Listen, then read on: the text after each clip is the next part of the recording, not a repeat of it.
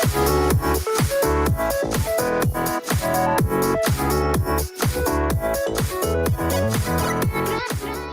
everyone, welcome to Wealth Redefined. I'm your host, Michael Reynolds, certified financial planner and owner of Elevation Financial. You can find me on the web as always at elevationfinancial.com. Today, we're going to talk about how to create retirement income from your investments. We're going to compare three popular strategies. So if you're nearing retirement or even just thinking about it, kind of curious about how retirement looks when it comes to income, you're likely thinking of things like, how do I maintain my lifestyle? How do I make sure my investments last? That transition of moving from growing your wealth to relying on it does take some careful planning, some considerations. So the strategy you choose can make a big difference in your financial security in terms of your emotions about it, your feelings about it, and the logistics of the mechanics of it as well. You want to make sure that you feel financial security, have the lifestyle you want, and feel confident. So there's three common retirement income strategies we're going to take a look at. This is not all the strategies available, but there's three very common ones that we're going to look at today. We're going to look at systematic withdrawals, also known as total return with rebalancing. We're also going to look at the bucket strategy, and we're going to look at the guardrails approach. Each one has its own strengths and weaknesses and challenges. So depending on your goals, your risk tolerance, your personal style, that's going to vary. So the three strategies, again, are systematic withdrawals, which is a traditional choice that shoots for steady asset allocation and drawing income from the portfolio as a whole. The bucket strategy splits assets into different time frames, and that can feel reassuring to some, can also help manage risk. And the guardrails approach uses flexible spending rules, adjusting to market changes to keep things on track. So we're going to look at all three. So understanding these strategies can help you, make decisions that match your goals, your unique needs, and really are just a right match for you. You can kind of see what feels like the right match for you based on the pros and cons. Quick note, very important note, all examples that we discuss, including asset allocations, rates of return, time horizons, et cetera, they're all strictly educational examples. They do not constitute recommendations or advice. So please do not take anything here today as recommendation or advice, strictly educational examples. All right, so first let's talk about systematic withdrawals, also called total return with rebalancing. So the systematic withdrawals approach is pretty well known. It's a way to create retirement income, and it keeps a balanced portfolio, usually with a mix of stocks and bonds, like 60-40 or 50-50. And the withdrawals are set up as a percentage each year. A key part of the strategy is regular rebalancing to maintain that asset allocation. This strategy's main advantage is simplicity and consistency. You're setting your withdrawal rate, usually around 4%, adjusted for inflation, gives you steady income. The stock portion of the portfolio might grow over time, which potentially increases the portfolio's value. The rebalancing lets you sell high and buy low, which keeps your allocations aligned with your targets. So just like everything, there are some potential drawbacks. One potential drawback is the risk of poor market returns early in retirement, which can deplete assets quicker, and that can make recovery difficult even if markets improve later. Also, some retirees might find it stressful to have their whole portfolio exposed to market ups and downs. The strategy might appeal to retirees who are comfortable with some market risk and understand basic investing principles. And it's a good fit for those who want more of a set it and forget it approach once the initial setup is done. It's very simple. It's very uncomplicated. So for those who want more income or income certainty or cautious about risk, it might have some downside. So let's look at some examples. So here's an example of systematic withdrawal strategy for a $2 million portfolio. And there, as always, there's a blog post version of this podcast episode, which has specific numbers.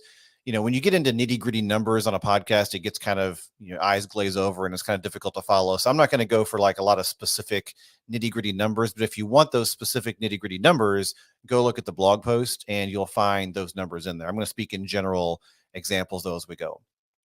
So in this scenario, which is systematic withdrawals, the retiree has a $2 million portfolio and the withdrawal rate is set at 4%. targeting annual income of $80,000, and we're going to adjust for inflation every year. The portfolio is divided into a mix of stocks and bonds and rebalanced annually to maintain the desired allocation. So step one is determine your asset allocation. Again, for this, we're going to target a 60-40, which is 60% stocks and 40% bonds. So again, that's referred to as 60-40 portfolio. Then we're going to set initial withdrawal and annual adjustment. Initial withdrawal is going to be 4% of $2 million, so $80,000 for the first year. We're going to adjust for inflation. We're going to assume a 3% rate of inflation, which maintains purchasing power. So then year one, let's say we're starting at $2 million. The withdrawal amount is going to be $80,000, which is 4% of $2 million. And so that withdrawal is going to be $80,000. So end of year, rebalance. We're going to rebalance it to make sure it stays at 60-40. And then we're going to look at year two. So year two, again, we're going to assume that 3% inflation adjustment. So we're going to go up to $82,400 as our year two withdrawal because we're adjusting for inflation. So then portfolio, let's say it's increased a bit after withdrawals. New withdrawal rate still stays at 4% based on the ratio of the withdrawal versus the portfolio value, which has appreciated a little bit. It's gone up a little bit. And then we rebalance end of year. Same thing year three. We're adjusting 3% again. New withdrawal is going to be $84,872 because, again, we're adjusting for inflation. Portfolio has grown a bit, let's say 6%. Withdrawal rate still is close to around 4%. And so we're basically maintaining that general withdrawal, and it could vary depending on market conditions. So we're still maintaining the same actual withdrawal, but the rate of withdrawal against the portfolio balance could vary. So it is susceptible to some market risk. But again, it's very simple and it's a very easy way to just kind of have a set withdrawal rate or set withdrawal amount, not rate. So there's pros and cons to it. The pros are simplicity. As I mentioned before, it follows a set withdrawal plan, maintains steady asset allocation, reduces complexity, potential for growth, also a pro. Stocks offer the growth potential and doesn't require market timing, so it keeps the process very straightforward. Gives you income consistency, so you can anticipate a predictable income stream adjusted for inflation, which helps with budgeting. There are some cons. The cons are sequence of returns risk, which means that market downturns early in retirement can erode the portfolio faster than anticipated, especially if combined with a large withdrawal. Market volatility is also a concern. That's a downside because the portfolio is fully exposed to market fluctuations. The retiree can experience anxiety during downturns. That can be stressful. Also, inflation sensitivity. So inflation adjustments are helpful, but the higher than expected inflation, if it occurs, could strain the portfolio, which requires potential adjustments. So just like everything, there's pros and cons. All right. Next, let's take a look at the bucket strategy. The bucket strategy organizes assets based on when you'll need them in retirement, usually categorized into 3 to 5 buckets or categories. So the first bucket has low risk liquid assets like cash or short-term bonds for immediate expenses over the next 1 to 3 years. The next bucket includes bonds and conservative equities for the next 5 to 10 years. And further, the third bucket focuses on growth investments like stocks for later retirement years. So the big advantage of the bucket strategy is its structure, which can kind of ease worries about market drops by ensuring that your immediate needs are covered with safe assets. It also helps with market risk since retirees can avoid selling growth assets in downturns by focusing on using funds from safer buckets. So it does come with some downside, just like everything. Managing multiple buckets can be complex. It can require frequent rebalancing. And if the early buckets are too conservative, you might miss out on potential growth from the market. So let's look at an example of a 3-bucket strategy, again, with our $2 million retirement portfolio. So the retiree's portfolio is split into 3 main buckets to cover short-term, intermediate term, and long-term retirement needs. Each bucket serves a different purpose with assets chosen to meet specific time horizons and goals within those buckets. So let's look at bucket 1, the short-term bucket, which is year 1 to 3. So the purpose of this bucket is to provide immediate income to cover annual living expenses without needing to rely on investments that fluctuate with the market.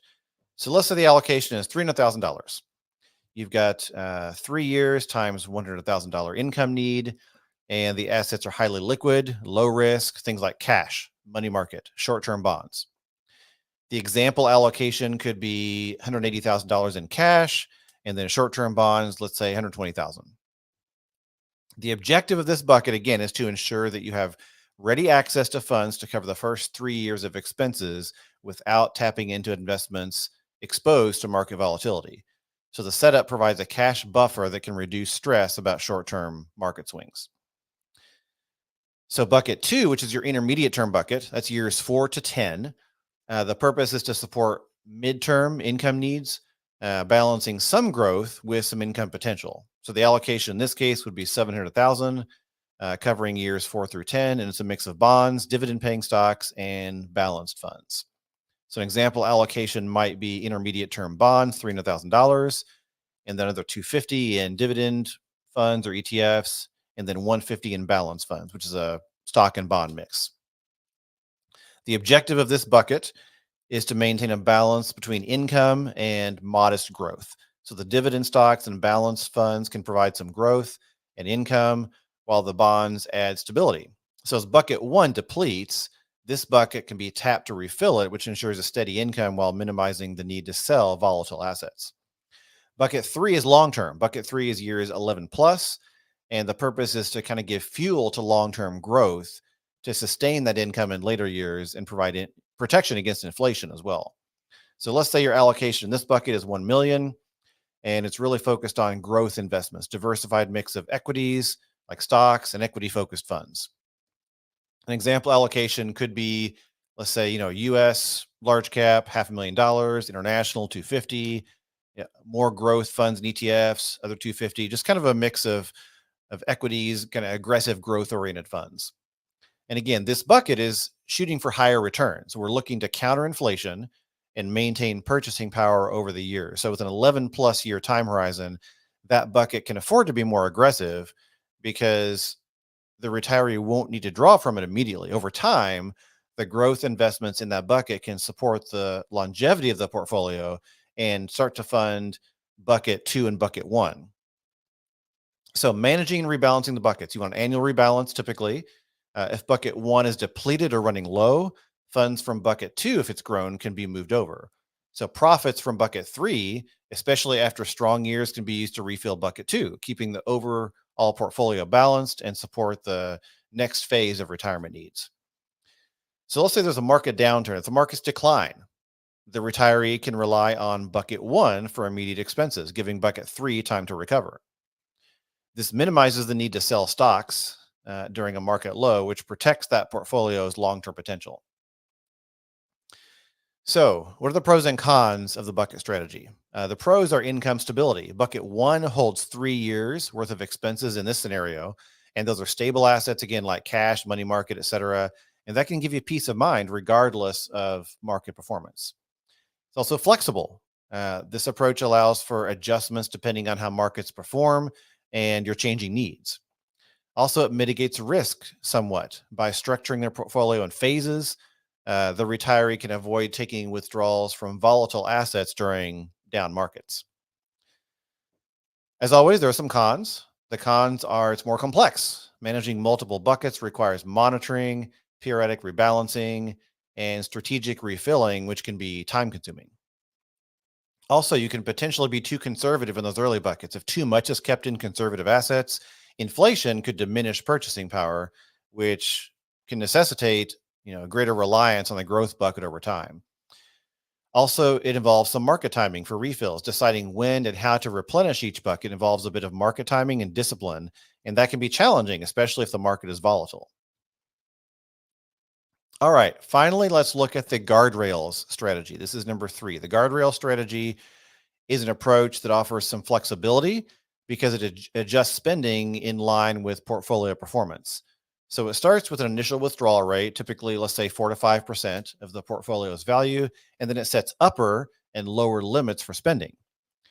If good market performance lowers the withdrawal rate below the minimum, spending can increase. If poor performance pushes it above the limit, spending is cut back to help the portfolio recover. So this approach has a few benefits. Retirees can spend more during good markets, which improves their lifestyle when possible. At the same time, the guardrails approach lowers risk in downturns by adjusting spending, which can help the portfolio last longer. The downside, though, is income can vary. It can make it hard to budget. Some retirees, especially if you've got fixed expenses, might find fluctuations challenging. Also, keeping up with the guardrails approach requires regular adjustments, and that might mean getting some professional help as well. So, for example, the guardrail strategy for a $2 million portfolio. In this example, we're starting again with our $2 million portfolio, and the desired initial annual withdrawal rate is 4%, which is $80,000. That's to meet living expenses beyond Social Security or pension income. And the guardrail strategy is set up with spending limits to help maintain the portfolio's longevity by adjusting withdrawals according to market performance. So, step one, set up the withdrawal rate and the guardrails. Again, 4% of $2 million, $80,000. Upper guardrail, we're going to say if the withdrawal rate rises above 5%, then spending is reduced. We're going to set a lower guardrail of 3%. So if the portfolio drops to the point where your spending withdrawal is 3%, if the portfolio increases, then you can increase spending because your withdrawal rate has dropped to 3%. So step two, you're going to adjust spending based on performance.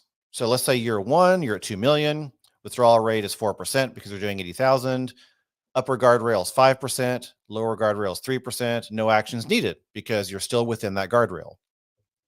Let's say year two, you've got a market decline. Portfolio drops to 1.6 million. We've got a 20% drop, let's say.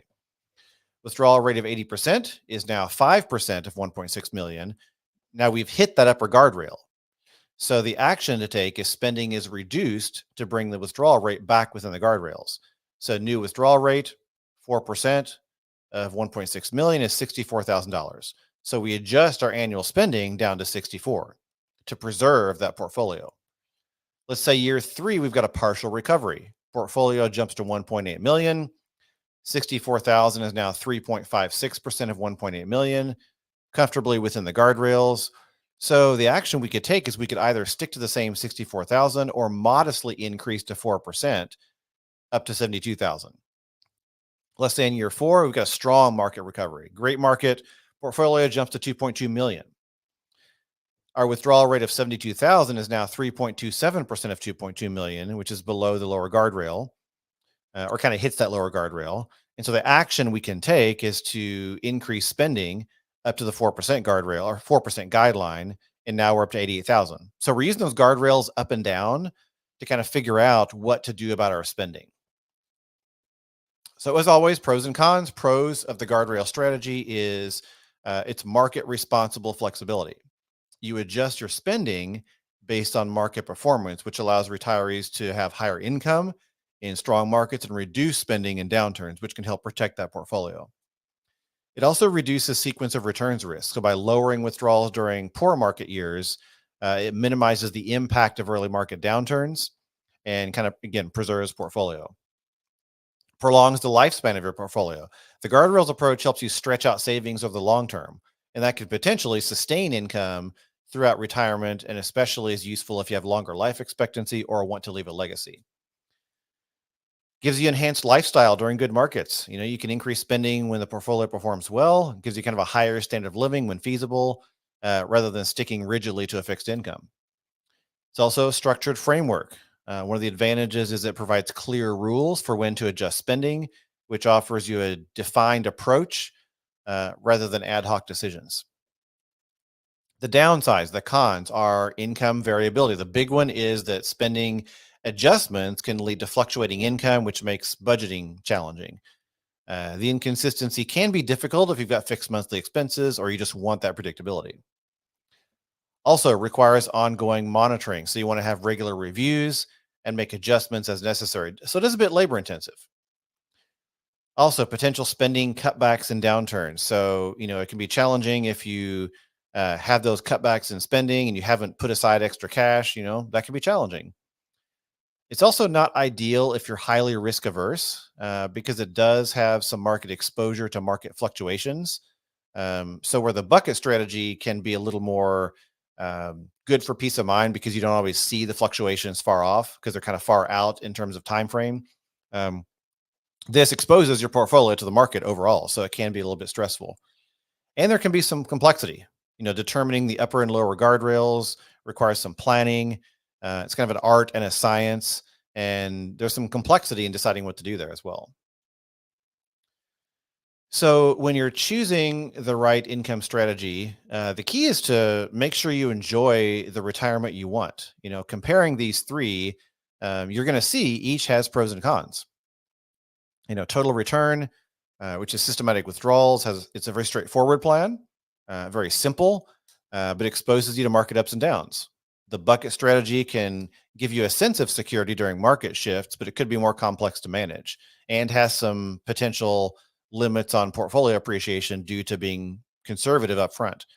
The guardrails approach is adaptable, which can extend your portfolio's life, but income can fluctuate.